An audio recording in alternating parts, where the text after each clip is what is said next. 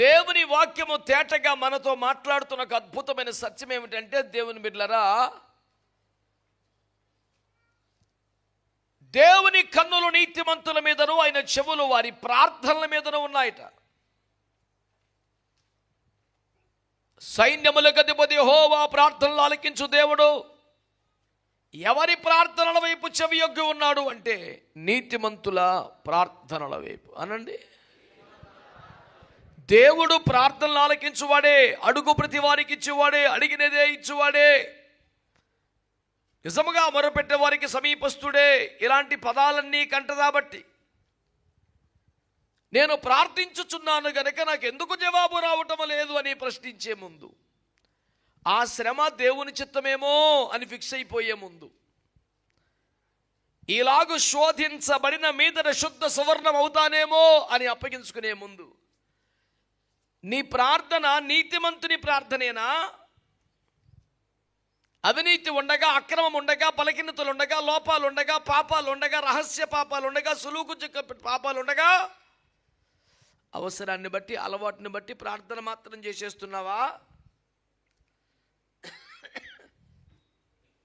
చాలామంది బ్రతుకులో దేవుని భయము లేకుండా, క్రైస్తవ క్రమశిక్షణ లేకుండా, వ్యక్తిగత సాక్ష్యము లేకుండా ప్రార్థనలు మాత్రం సుదీర్ఘంగా చేసేవారు కుప్పలు తెప్పలున్న యేసు ప్రభు ఆల్రెడీ సువార్తల్లో చెప్పాడు.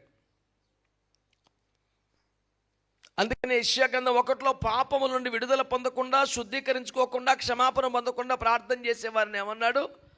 మీరు బహుగా ప్రార్థన చేసిన నేను వినను. మీరు నా వైపు చేతులెత్తితే రక్తముతో నిండి ఉన్న పాపపు చేతులు చూడక నా ముఖము కప్పుకొందును. మీ పాటలు నాకు అసహ్యంగా ఉన్నాయి, నా దగ్గర నుండి తీసివేయండి అని దేవుడు మాట్లాడడాన్ని బైబిల్లో మనం చూస్తాం. మరి ప్రార్థనలు ఆలకించువాడే చెబుతున్నాడేమని, మీ ప్రార్థన నాకు అసహ్యంగా ఉన్నది, మీరు బహుగా ప్రార్థన చేసిన నేను వినను. చెప్పిన మాట వినకుండా, దేవునికి భయపడకుండా, అడ్డగోలుగా ప్రవర్తించి దాని పర్యవసానము జీవితంలో శాపంగా శిక్షగా మారి వస్తే అప్పుడు అంటాడు, ఆకాశమందు ఆసీనుడగు వాడు వారిని చూసి నవ్వుతాడంట. చెప్పినప్పుడు వినలేదేమిరా? ఎన్నిసార్లు హెచ్చరిక చేసిన ఎందుకు లోపం లేదు? మరి ఇప్పటికైనా బుద్ధి రావాలి, బాగైందా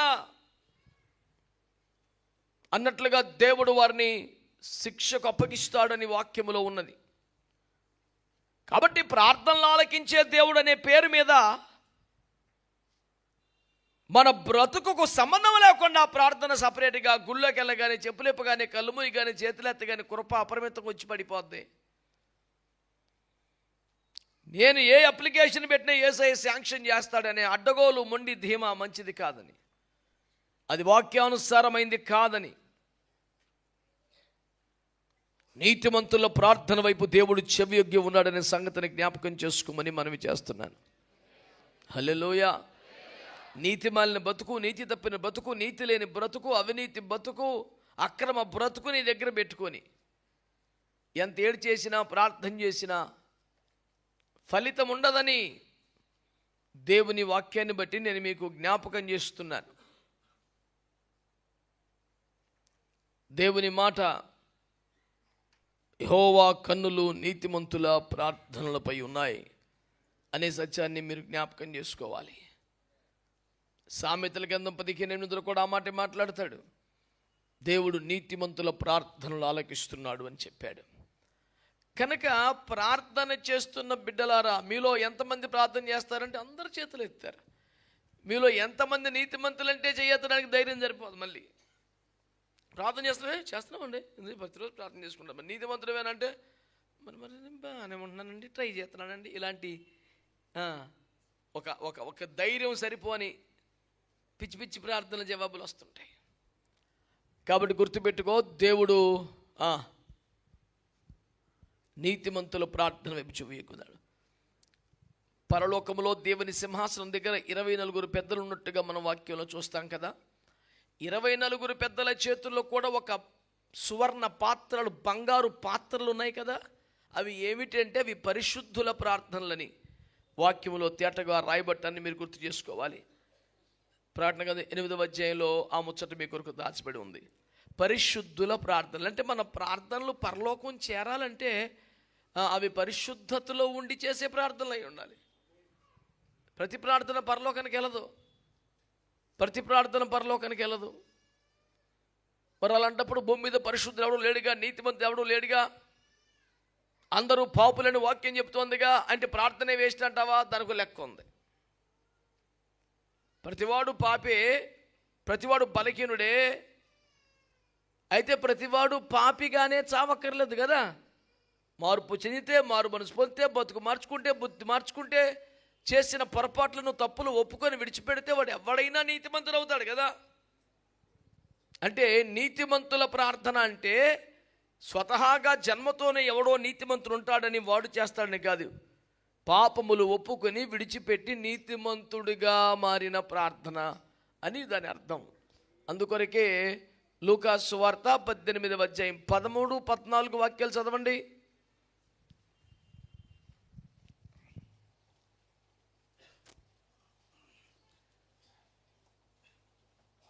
అయితే సుంకరి దూరముగా నిలుచుండి ఆకాశము వైపు కన్నులెత్తుటకైనను ధైర్యము చాలక రొమ్ము కొట్టుకొనుచు, దేవా, పాపినైన నన్ను కరుణించుమని పలికెను. అతని కంటే ఇతడు నీతిమంతుడిగా తీర్చబడి తన ఇంటికి వెళ్ళనని మీతో చెప్పుచున్నాను. ఈ ఒక్క లైన్లో అతను చేసిన 2 మొక్కల ప్రార్థన వల్ల ఏమయ్యాడంటే అతను నీతిమంతుడు అయిపోయాడంట. స్తోత్రం చెప్పండి. ఏమైపోయాడు సుంకరి? చెప్పాలి గట్టిగా. లెక్క ప్రకారం పరిసయుడు నీతిమంతుడా, సుంకరి నీతిమంతుడా? అసలు పరిసయుడే టన్నుల కొద్దీ నీతిమంతుడు. ఎందుకంటే అతడు పాపం చేసిన వాడు కాదు, దేవుని భయము కలిగి ధర్మశాస్త్రం అనుసరిస్తూ బ్రతుకుతున్నవాడు. అడు వ్యభిచారము చేయలేదు, అటు దొంగతనము చేయలేదు, మద్యపానము చేయలేదు, విగ్రహారాధన చేయలేదు. సృష్టికర్త అయిన దేవుమగల దేవుని సన్నిధికి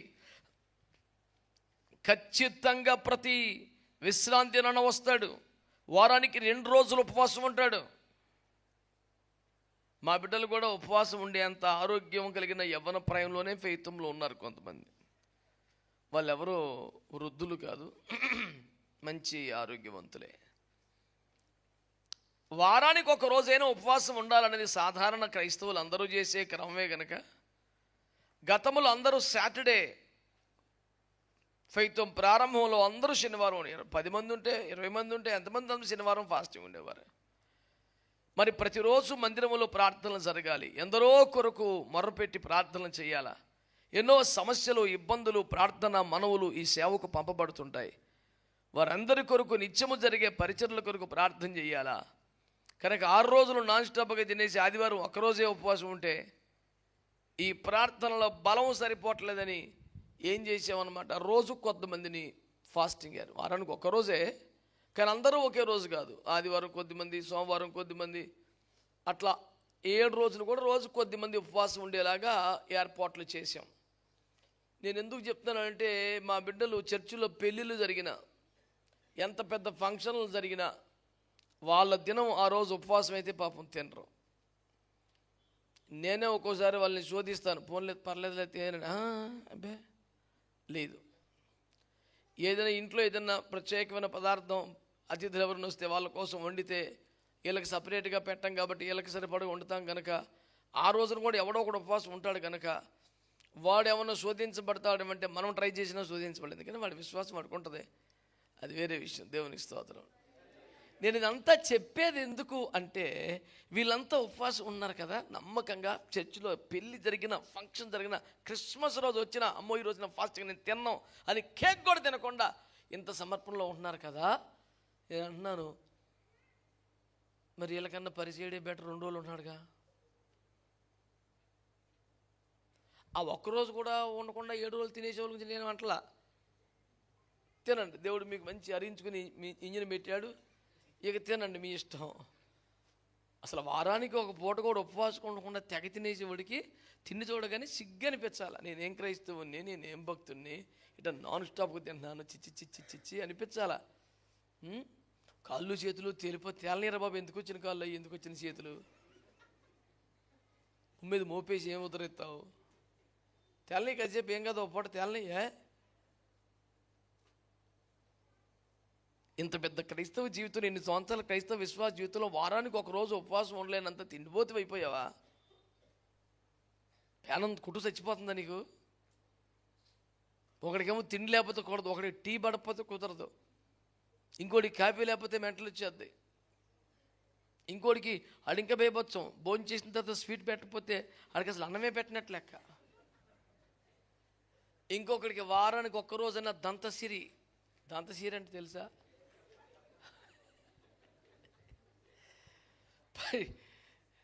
పంటికి పని చెప్పడం, నాన్ వెజిటేరియన్ ఉండాలంట, వారానికి ఒక్కరోజన్నా అట్లీస్ట్. అన్న ఇంత ఘోరం. నీతో వస్తే అసలు ఆరోగ్యం పాడైపోతున్నాడు అక్కడ. నేను అన్నాను శాకాహారం తింటే ఆరోగ్యం పాడైపోతాను, ఎక్కడుందరా అన్నాను. శాకాహారం తింటే పాడైపోదు, అది తినలేక మేము తినం కాబట్టి పాడైపోద్ది మాకు అన్న. శాకాహారం తింటే పాడదండి, శాకాహారం తినబుద్ది కాక తిన్నాడు అట్టకి ఎలికి వదిలేస్తాడంట. నిన్న ఖతార్ దేశంలో నా పక్కన ఒక పాస్టర్ గారు కూర్చొని భోజనం చేస్తా సగం వదిలేశాడు. అదేంటంటే ఇంక చాలండి తినాలండి, ఒక్క కసిరితే రక్తం చేయం కుదురు కూర్చొని చిట్ట చివరి కడపటి కాసు వరకు మొత్తం చెల్లించి.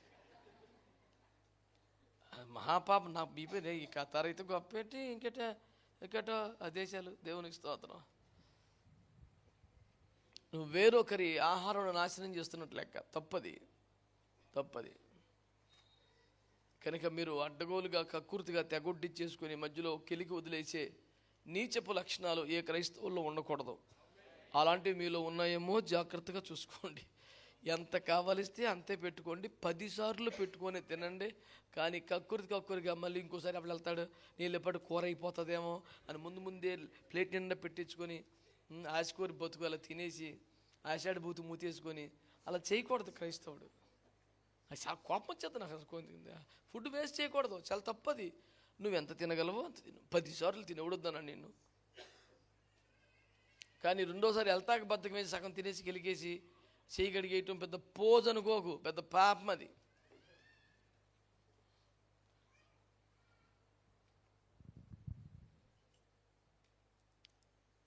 వారానికి ఇప్పుడు ఇంత నమ్మకంగా క్రిస్మస్ రోజు కూడా కేక్ తింటలేదు మా వాడు. ఇవాళ ఫాస్టింగ్ అంటున్నాడు కదా, ఫాస్టింగ్ మీద ఇంత నిష్ఠగా ఉండేవాడు ఇంకో రోజు ఉండొచ్చుగా. ఎవడో ఫాస్టింగ్ ఉండాల్సిన వాడు లేడు, వాడు సిక్కాడు. ఇప్పుడు ఆడి బదులు ఇంకెవడ ఉంటాడంటే ఎవడమాట.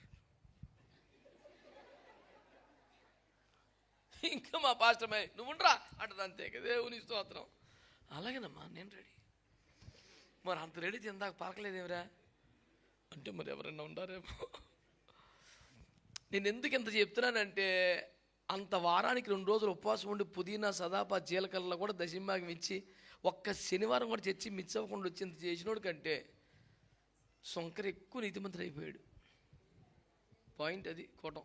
ఇంతవరకు చెప్పిందంతా నీ క్రైస్తవ్యం పేరు మీద ఆచారంగా చేస్తున్న పనులు, అలవాటైపోయిన భక్తిగా చేస్తున్న పనుల కంటే ఒక లోతైన పశ్చాత్తాపంలో నుంచి నిజమైన మారు మనసును పొంది కన్నీళ్లతో నువ్వు చేసే ప్రార్థన నేను నీతిమంతుడిగా మారుస్తుంది. నీతిమంతుడి ప్రార్థన అంటే పుట్టుకతో ఎవడు నీతిమంతుడు లేడు, నీతిమంతుడిగా మారి చేసే ప్రార్థన అని అర్థం. చెప్పరా మరి?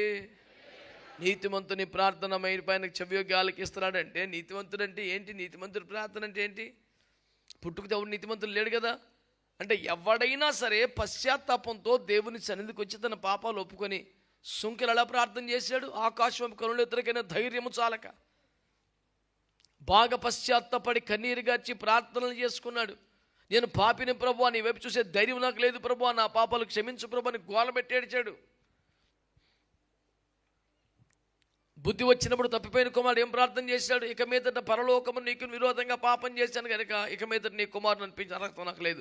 కూలివాళ్ళు ఒకరిని పెట్టుకో, తండ్రి ఇల్లు గుర్తు రావాలి, చేసిన పాపాలు ఒప్పుకోవాలి, నీ స్థితి నీకు అర్థం అవ్వాలి, పూర్తిగా తగ్గించుకోవాలి. ఇలాగున ప్రార్థన చేస్తే ఏమవుద్ది? ఒక వ్యక్తి నీతిమంతుడిగా మార్చబడతాడు. ఆ నీతిమంతుని ప్రార్థన మీద దేవుని కనుదృష్టి ఉంటుంది అని దేవుని వాక్యం ఉంది. నీ పాపాలు ఒప్పుకొని విడిచిపెట్టావా? విడిచిపెట్టిన పాపాల జోలికి వెళ్లకుండా మళ్ళీ కుదురుగా బతుకుతున్నావా? మరి ఎక్కువ కీడు కలగకున్నట్లు ఇక నువ్వు పాపము చేయకుము అనే వాక్యం గుర్తొస్తుందా? దేవుని భయం కలిగి పాత జీవితం జోలికి వెళ్లకుండా, కక్కిన దానికి తిరిగే కుక్కలాగా విడిచిపెట్టిన పాపాలు మళ్ళీ చేయకుండా, కడగబడి బురదలో పొర్లే పందిలాగా శుద్ధీకరణ కొట్టిన తర్వాత మళ్ళీ పాత జీవితంలోకి వెళ్లకుండా, ఏమండి, పవిత్ర జీవితానికి సంకేతమైన గొవ్వవలే నువ్వు దేవుని కొరకు బ్రతుకుతున్నావా? అలాగైతే నీ ప్రార్థన నీతిమంతుల ప్రార్థనే. అలాంటి నీతిమంతుల ప్రార్థన మీద దేవుని కనుదృష్టి ఉంటుందని వాక్యంలో రాయబడి ఉంది.